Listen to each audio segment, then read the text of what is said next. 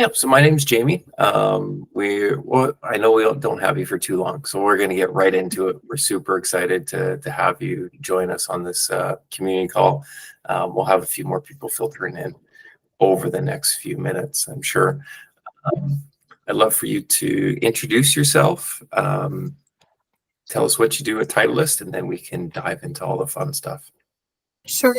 Happy to be here with everyone today on GT launch day.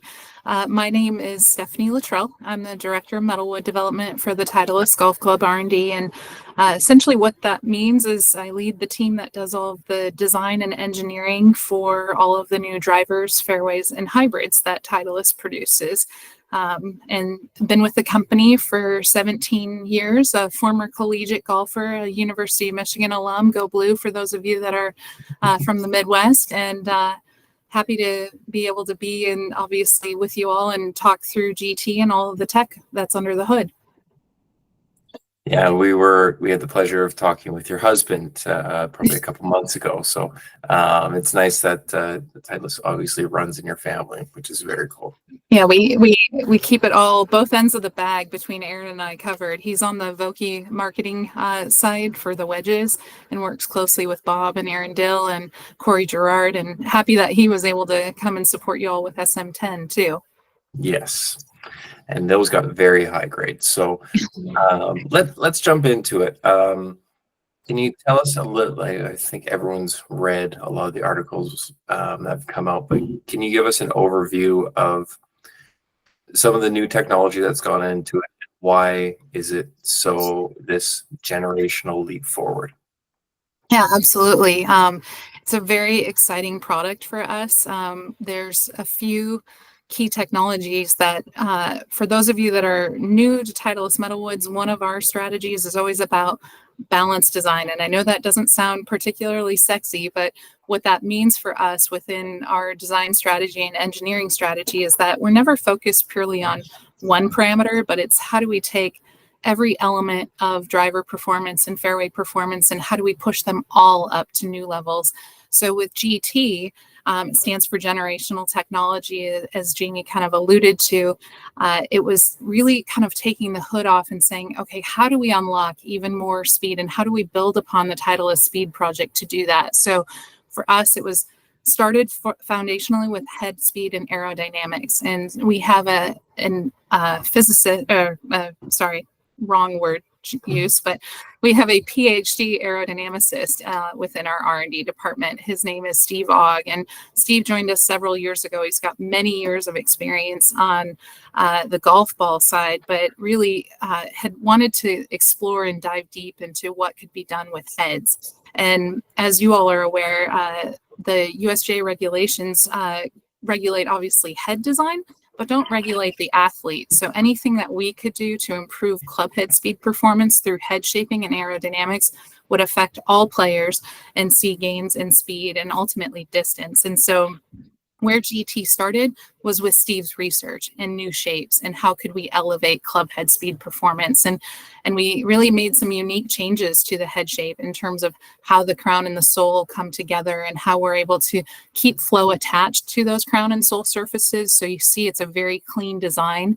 But in doing that, that shaping led to center gravity heights that were ultimately significantly higher than what we would desire. So the engineering group was then tasked with, well, are there ways for us to construct this head differently that would allow us to maintain our center gravity goals so that we could really leverage the launch and spin characteristics that we wanted for GT to ultimately improve distance? And so that led us to a new construction, which is our first full multi-material construction throughout the lineup with GT2, GT3, and GT4, all having this new seamless thermoform crown. And what makes it unique is that it is a multi-material construction, and those have been done in the past, but the way that we are being able to wrap that crown down onto the sole is allowing us to optimize the position of those bonding ledges.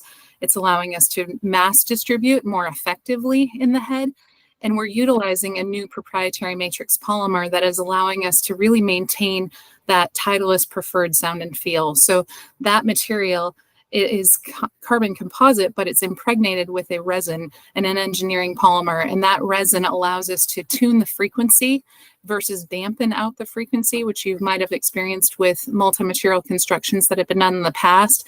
And that's one of the things that, as players are able to observe it and really test and experience GT, they comment about the sound and the feel. And it's when I worked with Jordan and Justin and allowed them to hit the early prototypes, you could see initially the look of concern when I showed them all the breakaway parts, which maybe you've seen on our website this morning. Yep.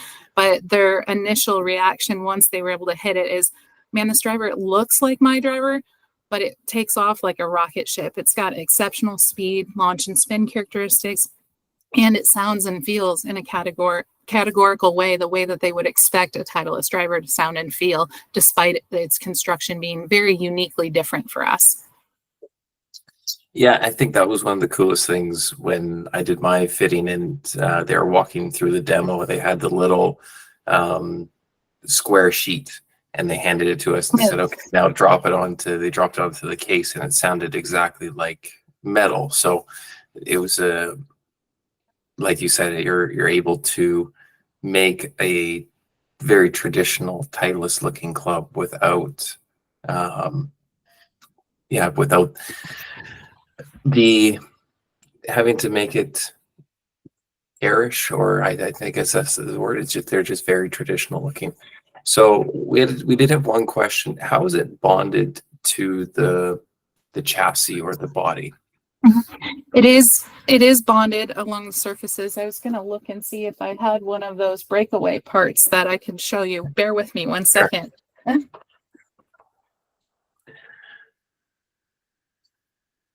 So I think we have over 2,000 signups already for the memory test. Just as an example, this is a GT3 broken apart. And so you can see kind of the distribution of those bonding ledges are being able to wrap down onto the crown and the sole. And that's allowing us to uniquely distribute the mass lower than what we would otherwise be able to do in a traditional panel design. So we bring those together, we epoxy them together, but then we go through a handcrafted process to eliminate those seams. And that was a real key feature for us as we thought about doing multi-material constructions. And there you get to hear how they fall apart too, right? Because they're not glued together. But as we started to think about, what makes a Titleist driver, a lot of it comes down to how does it look, how does it sound, and how does it feel?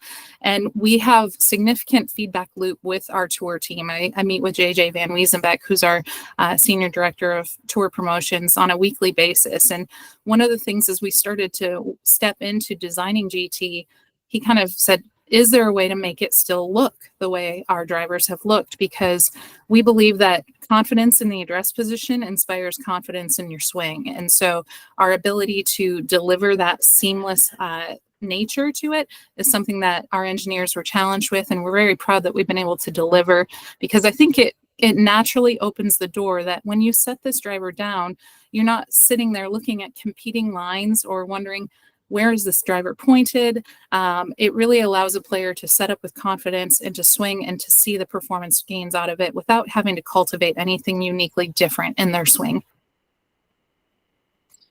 That's awesome. I think something that I at least haven't seen talked about a lot is the changing in the weight position for the GT3. Obviously, with TSI3, TSR3, and previous models, it's always been in the back of the club head. With GT3, it's moved to the front. Can you explain kind of why that happened? And so as we talked about with the aerodynamic head shaping and the things that we had done with the head shaping, and you can kind of see it when I hold it here in the side profile. So with this crown and the sole curvature changing for head speed and aerodynamic goals, what it led to is a higher back end to the golf club head. And essentially with that higher back end, if we maintained the original position of our track system the way that it was in TSR3, our center of gravity would have been off our initial goals, which would have been deeper and higher. Our goals with GT were actually to move center of gravity lower and more forward so that we could effectively deliver higher launch and lower spin, but also maintain our inertial stability with that. And so that repositioning of the track was kind of that partnering. And we talk about it as split mass technology. And what that means to us is that we are discretely locating weight low and forward in the head, and then isolating the remainder of that discretionary mass. And you can see it here in GT3 in that aft portion. And that teeter-totter, or that balancing effect, is what's really giving us optimal CG placement with great stability and forgiveness. And in the testing that we've done out on tour, Cam Young is a great example of that. He's a player that he loves to kind of hit a cut with his driver in particular, and if anything, he loves to hit a heel cut as his control shot. And with the new placement that we have with our center of gravity and the inertial stability in combination, Cam observed with TSR3 that he was spinning those heel cut control shots anywhere from 3,000 to 3,200. With GT3, when he moved into that product, he saw ball speeds were almost equivalent with center face. So that points to the face technology, which we haven't touched on yet. But also he saw that his spins were in the 24 to 2,600 range with that shot now. So he saw that obviously when he goes to bomb it right out of the middle, he's 2,000, 2,200. But now with those heels shots and being able to minimize the spin on those, he's seeing his distance control in his distance, downrange distance, really kind of shrink in terms of it moving closer to his longest potential, which was very exciting for him when he was testing it. Stephanie, are you suggesting that he's hitting it out of the heel on purpose? Yeah, he does hit it out of the heel on purpose. Yep. Does he give lessons? Does he give lessons? That's incredible. He might have some YouTube videos, right? That's fantastic. So they are that good. It's very watching, just speaking to the tour evaluation process, watching the best players in the world take GT through its paces. That's one of the things that, our push with launching a new metal is never that we want a player to make the switch immediately. We want the player to feel confident in the product. And with Cam as an example, Cam is a player that loves to hit a variety of different shots. And so he'll vary tee height because he loves to kind of hit this very low tee shot every now and then. And he'll hit him out of the toe, he'll hit him out of the heel, and he'll take the driver through its paces. And so it's one of those aspects of being able to see them hit all of their shot shapes allows them to really know that the driver will perform under pressure too. Can I follow up on that? Can I ask how early on in the development are the players involved versus, because I know that there's like the tour validation that sort of Titleist is coming up with new, they're at this tournament, which is only a few weeks ago, right? It wasn't that long. But do you have those players that are involved in, here's what I would love to see, or is it just mostly from your guys' side trying to guess what you want? It's a good question, Matt. Thanks for that. One of our core principles is what we refer to as the pyramid of influence. And what that means within Titleist is that the best players in the world, and then moving down to the next best players, which tend to be your staff professionals, club professionals, and then down to elite amateurs, and then down to average Joes like me. And so where we start with our tour testing and our early prototype testing is that we do engage with them early. So whether it be Justin Thomas, Jordan Spieth, Adam Scott when he was on staff with us, Patrick Cantlay when he was full line player, a lot of them will come to our Titleist Performance Institute in Oceanside, and I'll always have visibility to when they're coming, and we'll take early prototypes. In the case of GT, the earliest prototypes were tested in October of last year. So essentially what I call first articles. So first parts off the tool. And then we did more extensive tour testing in December of last year. And we're able to get great feedback from, Tom Kim, Max Homa, Will Zalatoris, and just allowing that feedback to build into what we observe with the product, and then being able to make minor iterations and tweaks as necessary too. That's great. Awesome. Thank you. You mentioned face technology. Do you want to dive into that a little bit too? Yeah, so one of the things that we had done within the last generation of the Titleist Speed project, TSR3, was we had a new technology that was called Speed Ring. Some of you might be familiar with that, but essentially anytime we do something for the first time, we never are able to push and understand the full extent of that technology. And so we had 2 more years. Over the past 2 years, we've been able to study that technology further and understand it and how it could apply to the other models. And now within GT, we're delivering speed ring and a VFT design, with each one of them being unique in GT2, GT3, and GT4. And how it works, essentially speed ring is a thickened band that operates around kind of the face insert opening. And this is obviously made just for marketing purposes to kind of show you all, but this is where a face insert would be welded in. And that ring behind it essentially thickens, and that creates a constrained perimeter. And that constrained perimeter allows for more local deflection at face center. It allows you to make a thinner face insert to achieve equivalent COR. And in doing that, you get more ball speed on center. And where the VFT pattern comes into play with that is that the VFT pattern is incredibly thin at that face perimeter, right near the speed ring, and it tapers up. And we have to do that for characteristic time control, for COR, for USGA conformance. But in doing that, you end up with a very smooth transition of speed across the face and an exceptionally large sweet spot size. I like to say it's fast on fast technology for the face. And we saw that in terms of the tour testing. Justin, for example, and Max Homa, when they would miss it out on the toe, they'd say that didn't lower from a ball speed perspective the way that they would expect. And what you see with that gradient of, high speed on center and then really high speed off center is that you're getting more distance out of it more often, which is ultimately what we all want, right? To be able to see our longest shots go longer, but also to see the shortest shots get pulled closer to that. That's great. The metal woods or the fairway woods, obviously drivers are usually get the glory of the discussion, but there's all the same technology basically put into the GT2 GT3, correct?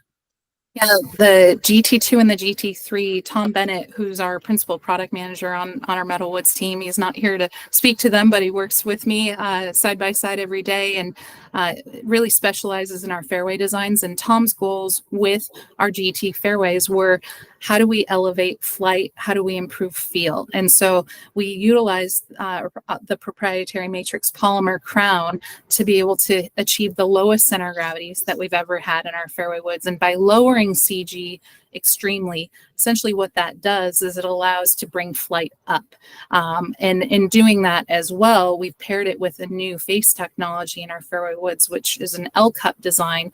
And that L-cup design essentially takes a high strength stainless steel face insert and it wraps it down onto the leading edge of the sole. It allows us to make it thinner on the leading edge of the sole. And in doing that, we get more ball speed on low face hits. So you get more ball speed congruence between low face and center face, which obviously we're hitting fairway woods off the turf more often than we are off the tee, but we want to balance that and help to improve spin and speed as well as launch and spin. So the fairway woods, I think, are the most surprising. When players first hit them, they launch in a completely unique window. Players will be looking here, and then all of a sudden they're like, no, it's up here. And that's one of the things that we were really seeking to do for all players. If anything, what the fairway wood and the 3-wood in particular, it's the hardest golf club in the bag to hit. It's the longest golf club you hit off the ground consistently. And so being able to create a flight that is elevated, that maximizes carry and total distance was our objective at GT. And we've been able to do it through those two key technologies. We've also made a couple of shape changes to the GT fairway woods that also improve the playability of them. You'll notice that they sit a little closer to the ground on the leading edge and they're a little longer heel to toe. And in doing that, it gives you more playable face area. When you miss it toe or miss it heel, now the ball hits higher on the face because of that shape change, and you get more ball speed preservation and better launch and spin consistency out of it as well. This is definitely what I noticed with when I was doing 7-wood, like my prior 7-wood, I'd have a couple that if it hit low on the face, it would just come out very low. But the consistency with the GT2 7-wood was it was impeccable. So I like to. You're a part of Seven Wood Nation. Then yes, yes, play the white. hard I play into the it. white stripes with that. I think the whole My Golf Spy forum community is Seven Wood fans. So, Rob, are you able to unmute for a second? Yeah, I'm here. Other Rob, sorry. Sorry.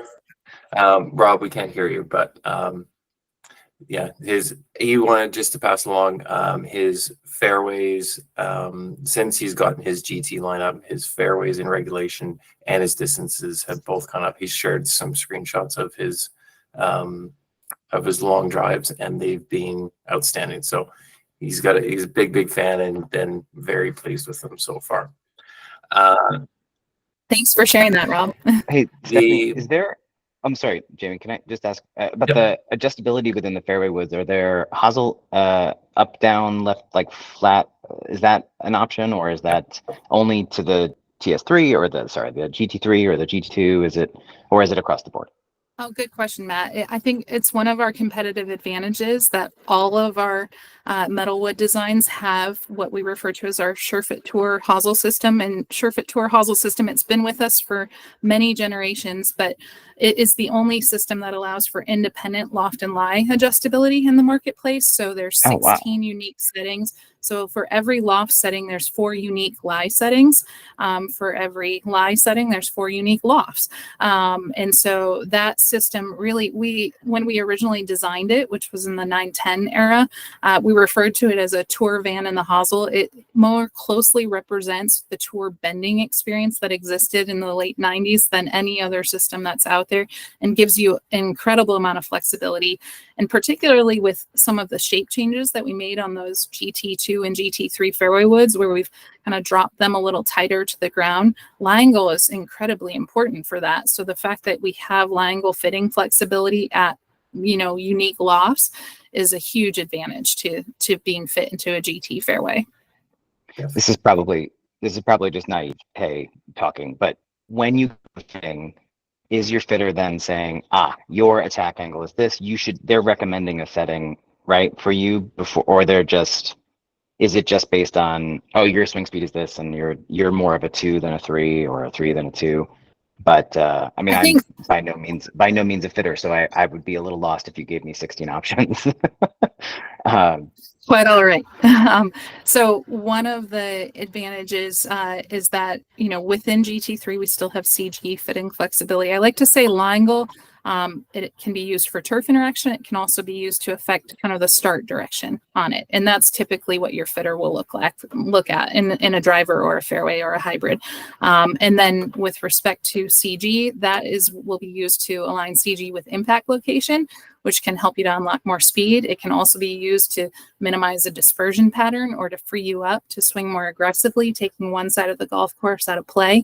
So those two in concert can really leverage and open up new speed gains, and obviously new consistency gains through the fittings as well. We've seen 10K be a buzzword across different OEMs. Obviously, it's not part of the GT story. Was that something? Is the 10K MOI? What does that mean to Titleist? Is it something that we might see in a GT1, or is it just there's other areas that the GT will elevate itself? Good question, Jamie, and thanks for opening that up. And that, I opened by talking about our metalwoods design strategy, and that it's about balance, right? It's about how do we not just seek maximum forgiveness at the detriment of speed or launch or spin, but how do we take all of these parameters and bring them up to really optimal levels? And in the pursuit of 10K, when you study those drivers and you look at what is done to achieve 10K inertia, essentially you have to produce a product that has an incredibly deep CG. And there's detrimental aspects to that from overall driver performance. And so when you go and you move a CG that far back, you end up with something that essentially it dynamically lofts more, dynamically spins more, and it can lead to speed loss because of that. And so we like to talk about that you need the right amount of inertia. And in particular, when we study and we look at with our Titleist Performance Institute and the data that we receive from our golf ball consumer testing, we see that 80% of shots on drivers are hit within a half inch of impact of center face. And so my question back is, well, where do you want a driver to perform best for you, right? Do you want it to perform best for you 20% of the time or 80% of the time? And so our design strategy is about that balance and is about having the appropriate amount of inertia, because there's diminishing returns to designing drivers to very high inertia, and the penalties can be severe in terms of speed and overall distance. Awesome. Thank you. I know you have to run in the next couple minutes, so we'll open up for a couple questions here. While we wait for maybe one or two to come in, what were you fit into for yourself? Yeah, I'm playing the GT2 10 degree. I've got the GT2 18 degree. Actually, I play that as kind of my forward, so to speak, at a little longer length. And then I have a GT2 21, so I'm part of 7 Wood Nation as well. Perfect. Tom, fire away. You gotta unmute yourself. Yeah. How does the new material for Titleist compare to the carbon fiber craze that we're seeing with other manufacturers? Mm-hmm. What makes it unique, Tom, is the fact that composites that have been done in the industry in the past, and what we utilized many years ago in 909D comp as an example, are what we refer to as thermoset composites. And those thermoset composites, essentially, they're carbon fiber that is impregnated with epoxy, for all better sense of it. And when we were seeking to look at how do we do multi-material in a way that is authentically Titleist, and trying to check that box of how do we make it sound like a Titleist driver should sound, we opened the door to look at new materials. And in looking at that, we discovered proprietary matrix polymers, which essentially what that is we take the carbon fiber and it's impregnated with an engineering polymer. And those polymers, you can vary the polymer in terms of what it is in order to tune acoustics. And that is how we're leveraging it to be able to unlock new performance for us from a sound and feel perspective in a multi-material construction. Unlike thermoset composites, which have been done, these polymers can be reformed. So it allows us flexibility in terms of manufacturing with it. But it really, the design variable that we sought with it was the acoustic nature of it. And we consider that generational for us, that it has allowed us to do multi-material in a new way that has never been done before. These materials haven't been used in golf club head design, and our ability to leverage them to execute GT was really critical. Thank you. Perfect. Mm-hmm. And Hayes, I saw you had your hand up there for a second. Yes, no, maybe so. He must have ran off. So, and I heard that it took 7 years or something to engineer that material. Yeah, our prior SVP of Titleist R&D, Dan Stone, he was my mentor for 18 years. We lost him 2 years ago to a battle with cancer, but this was Dan's vision for us as an R&D department. He saw the future of where we wanted to go with center gravity performances and aerodynamic head shaping, and knew we would need multi-material at some point in time.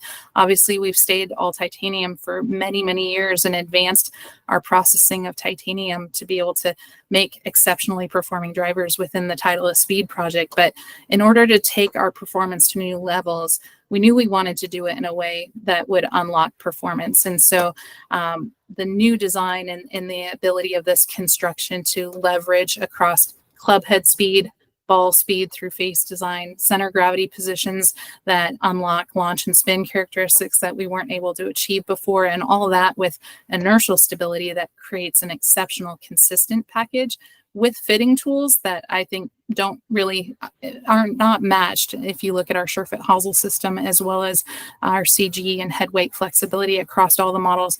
There's just a wide variety of options for you. That's awesome. Last question goes to Jansen. Has the increased performance pushed a change in shaft offerings to complement that performance? Good question. So when we look at our shaft offerings, and we refer to them as our featured shaft offerings, Dustin Barksdale, who is our manager of our shaft development team, partners closely with the shaft manufacturers to look at what are the options of what is going to be launched, what is being played most on tour, and how do we hit unique weight as well as launch and spin characteristic profiles. So within the lineup, we have 4 unique featured shafts. We've got the Tensei AV Black, we've got a new Hazardous Black, we've got an AV Blue, and then we've got a Denali Red, which is new to the lineup as well. And so those really allow us to hit, a heavier weight, lower launching profile with that AV Black. You've got kind of the mid-launch, mid-weight profile with the Hazardous, new Hazardous Black. You've got the AV, which is a little lighter, but more in that mid-flight. And then you've got the Denali CB, which Red, which is kind of that higher launch, lightest weight profile. And then you also pair that with our premium shaft offerings that we do with Graphite Design, and we've got 3 offerings there. And so there's an exceptional amount of options available, as well as everything within custom. So my biggest suggestion is go out and hit GT, get fit for GT, and you'll find through a great fitter that you're going to see incredible speed and distance gains, as well as consistency with that fitting. Great. Thank you so much for joining. We know that you got to run, but we really appreciate you taking the time to spend a half hour chatting with us on launch day. Great job with GT. It was a pleasure to hit. And from the My Golf Supply Forum community, thank you. I think we're at like 2,500 registrations already. So that's awesome. There's a lot of people showing interest. It's going to be very hard to pick only 4 people for it. So wish us luck. Well, I wish the best to all 2,500, and the winning 4 are going to have an amazing experience. We're off to a great start on tour. I think we have over 75% conversion already moving from our prior generation models into GT, and I can't wait to hear what everyone on My Golf Spy thinks of GT when you have the chance to test and hit it. And so thanks for your support. Thanks for your time. And the team here at Titleist appreciates all of you. Thank you very much. Take care. Bye. Thank you, Stephanie. Thanks.